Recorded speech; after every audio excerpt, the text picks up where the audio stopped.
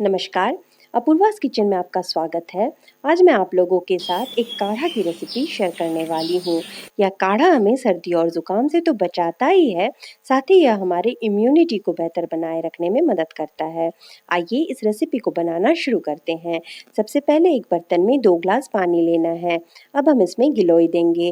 गिलोय को मैंने छोटे-छोटे टुकड़ों में काट के कूट लिया था, ताकि इसका छिलका आसानी से निकल जाए। अब हम गिलोय को पानी में दे देंगे। गिलोय को पानी में देने के बाद हम इसमें 1 मुट्ठी नीम पत्ता, 1 मुट्ठी तुलसी पत्ता और 1 मुट्ठी कड़ी पत्ता दे देंगे। आप अगर चाहें तो इन सारी चीज़ों के पाउडर या जूस लेके भी यह काढ़ा बना सकते हैं। अब हम इसमें हाफ चम्मच हल्दी पाउडर देंगे। हल्दी पाउडर देने के बाद हाफ चम्मच काली मिर्च पाउडर देना है। काली मिर्च पाउडर देने के बाद चुटकी भर अश्वगंधा पाउडर देना है। अगर आपको हाई ब्लड प्रेशर या शुगर का प्रॉब्लम है तो आप अश्वगंधा ना दें। अब हम इसमें हाफ चम्मच मुलेठी ऐड करेंगे।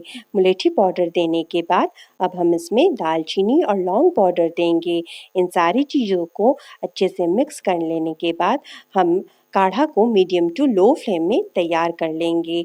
जब अच्छे से बॉयल हो जाए और काढ़ा रिड्यूस होके सिर्फ 1 ग्लास ही बच जाए तो हम गैस ऑफ कर देंगे। काढ़ा बिल्कुल तैयार है। अब हम गैस ऑफ कर देते हैं।